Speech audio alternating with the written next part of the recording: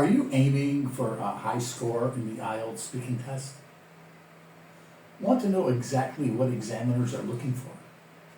In this video, I'll break down the IELTS band descriptors and show you how to hit those top marks. Hey there, I'm Demetrius, a former IELTS examiner and certified neuro-language coach specializing in IELTS preparation. I've helped countless students achieve their dream scores. In this video, I'll guide you through all the nuances of the speaking band descriptors. Imagine walking into your IELTS speaking test with total confidence, knowing you can speak fluently, use advanced vocabulary, and impress the examiner all at the same time. That's what we're aiming for today. Stick around till the end, and we'll share a secret tip that can boost your score by a whole band. So let's dive right in. First, let's talk about the lexical resource. The IELTS speaking band descriptors for lexical resource differentiate between students in three main areas. Number one, if your vocabulary is wide enough to discuss a topic at length. Number two, if you have some less common and idiomatic vocabulary. And three, if you're able to paraphrase effectively.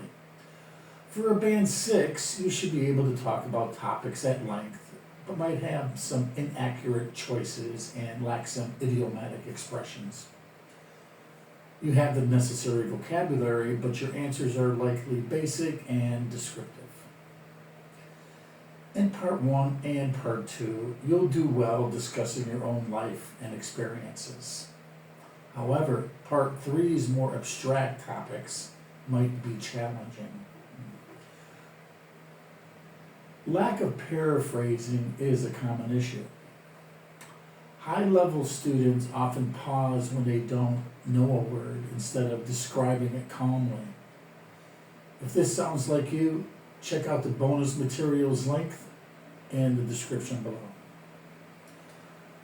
I often hear students misusing idiomatic expressions. You can't just learn a few expressions like the most common ones, such as, "that's not my cup of tea," and expect a score of a 7. We're looking for topic-specific lexis used appropriately. Next up is grammatical range and accuracy. The key differentiator here is the complex sentence. Since there is no punctuation in speaking, you need to show you can use a range of complex sentences accurately without errors. If you're stuck at a 6.5, again, check out the bonus materials link in the description on the grammar structures for band 6, 7, and 8. A common issue is the inaccurate use of tense. In speaking, you need to use a mix of past, present, and future tenses. I find that many students lack complexity in their spoken language, even when they're aware of it in writing. In part 3, pay attention to the language type you're being asked to provide. Now, let's discuss fluency and coherence.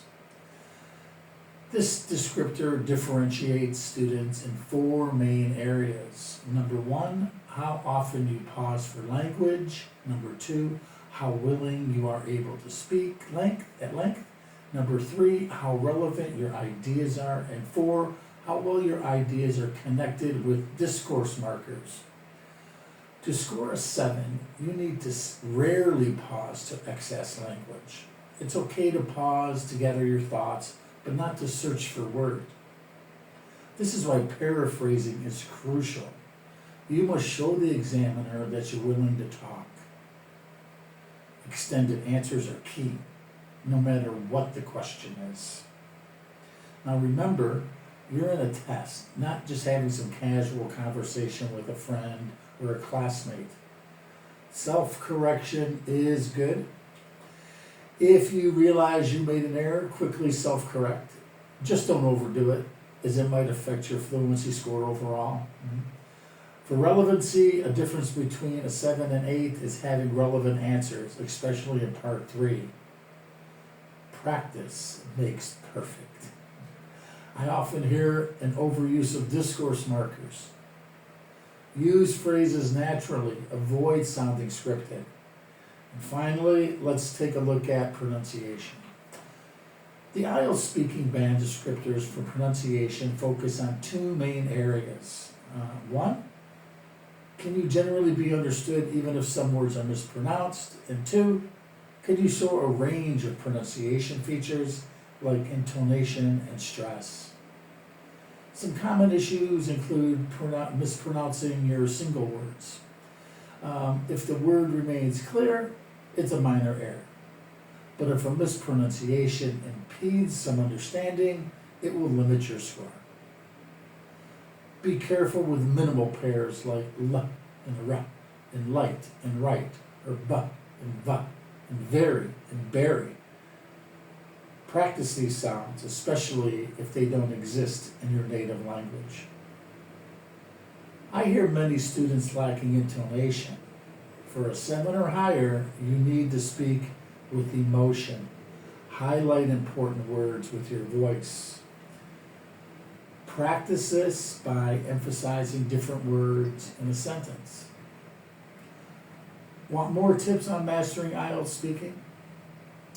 Check out our next video where we will dive into advanced strategies on how to speak fluently using the PEEL method. Point, example, explanation, link. And here's the secret tip I promised.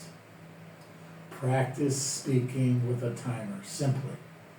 This helps you get comfortable with the pace and assures you can deliver extended answers within the time limits, especially part 2. Thanks for watching. And don't forget to like, subscribe, and hit the bell icon for more IELTS tips and strategies. That's all for now. See you next time.